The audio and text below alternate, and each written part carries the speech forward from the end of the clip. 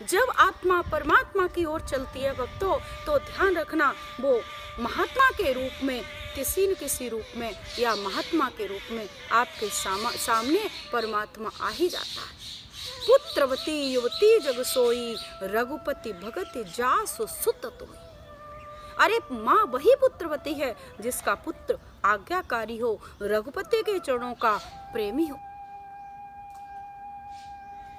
वही पुत्र प्रेमी है और वही माँ सौभाग्यशाली। ध्रुव माँ का आशीर्वाद लेकर के वन में चले गए साधना करने के लिए, और माँ क्या कह रही है?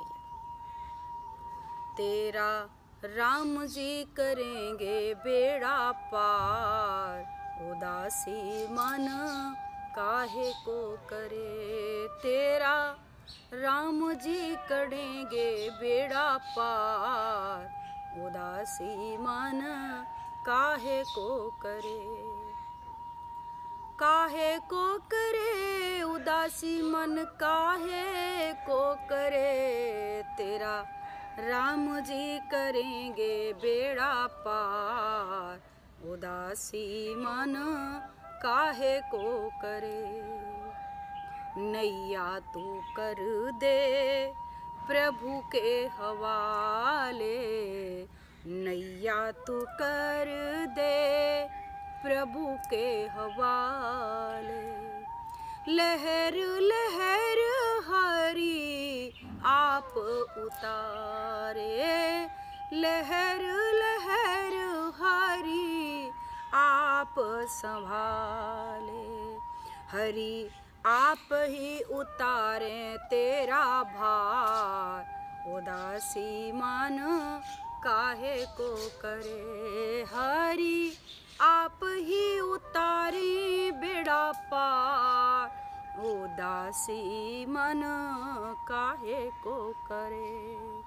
तेरा राम जी करेंगे बेड़ा पार, उदासी मन काहे को करे।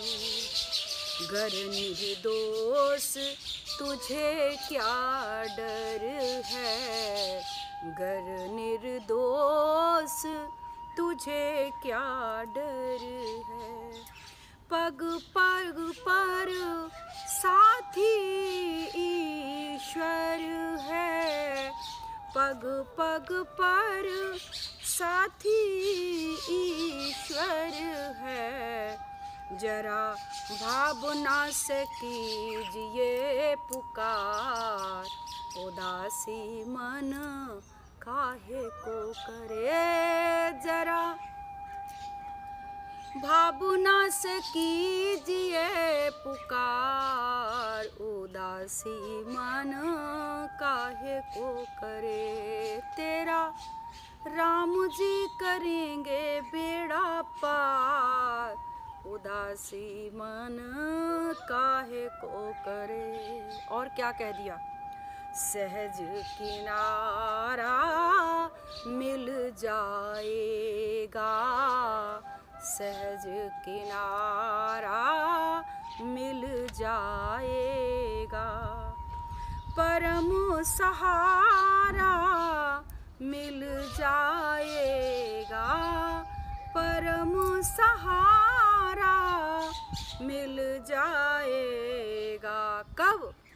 डोरी हो डोरी हो डोरी सौंप के तू देख एक बार, उदासी मन काहे को करे। डोरी सौंप के तू देख एक बार, उदासी मन काहे को करे।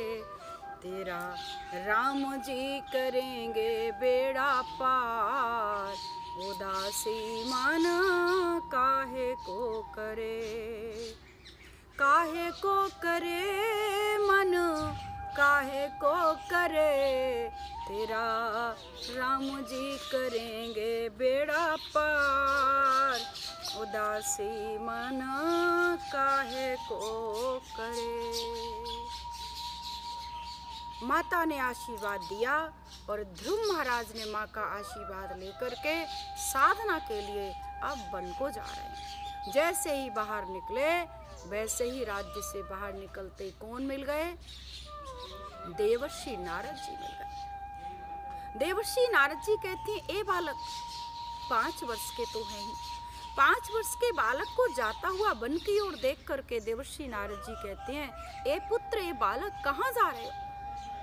मैं भगवान के दर्शन करने जा रहा हूँ, भगवान की साधना करने जा रहा हूँ, भगवान की प्राप्ति करने जा रहा हूँ। अच्छा, वो तो सब ठीक है। मन में विचार किया नारद जी ने कि मैं परीक्षा तो ले लूँ। नारद जी कहते हैं, परीक्षा ले रहे हैं? क्या कह रहे हैं? भगवान का नाम क्या है, क्या जानते हो? भगवान दिखते कैसे हैं, क्या उनके रूप को जानते हो? भगवान का गुण कैसा है, आप जानते हो? भगवान को पहचानोगे कैसे? ध्रुव महाराज कहते हैं, न मैं नाम को जानता हूँ, न हम भगवान के गुण को जानते हैं, न भगवान के स्वरूप को जानते हैं, पर मेरा ये विश्वास है कि मुझे भगवान मिलेगा अवश्य, इसलिए मैं साधना करने के लिए जाता हूँ। नारद जी कहते हैं, बस फिर तो तुझे भगवान की प्राप्ति होगी अवश्य, क्योंकि जिसका अटूट विश्वास भगवान पर होता है, अटूट श्रद्धा होती है, उसको भगवान की प्राप्ति अवश्य होती है।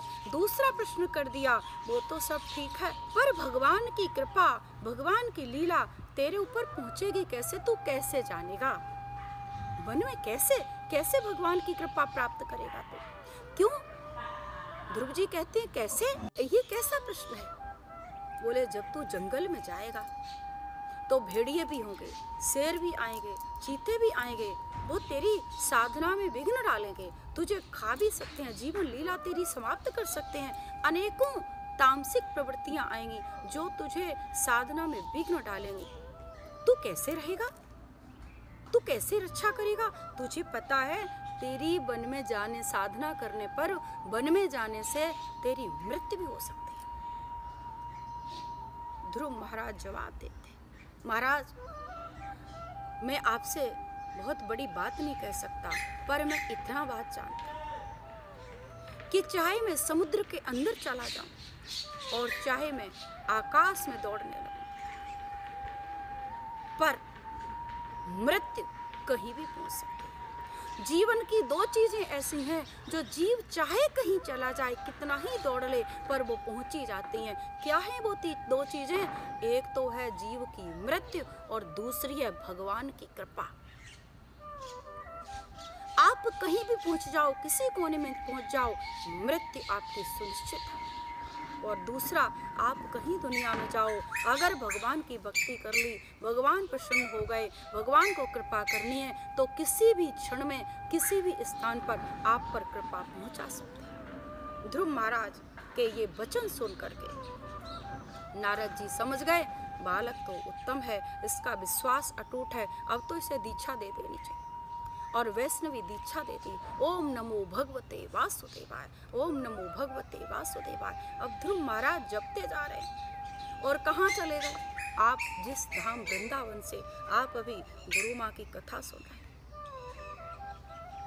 और आज मैं तो इस पल के लिए भी, इस क्षण के लिए भी धन्यवाद दे रही हूँ।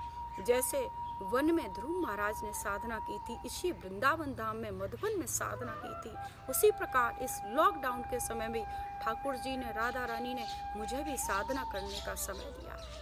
आप ये पक्षियों की आवाज़ सुन रहे हैं, आप ये बंदरों की आवाज़ सुन रहे हैं, आप ये कोयल की आवाज़ सुन रहे हैं, ये असली, ये नेचुरल साउंड है जिसको आप श्रवण कर रहे हैं। ये मेरी भी साधना का समय है। इस लॉकडाउन के समय भी मैं स्वाध्याय के रूप में, मैं साधना के रूप में, मैं आपको ये भागवत श्रीधाम वृंदावन से ही प्रेषित कर रही हूँ। इसके सुनने से आपको पुण्य फल प्राप्त होगा। जो वृंदावन धाम में बैठ के कथा सुनने से फल मिलता है, वो इस कथा श्रवण करने मात्र से आपको वृंदावन धाम पहुँचने का फल प्राप्त होगा।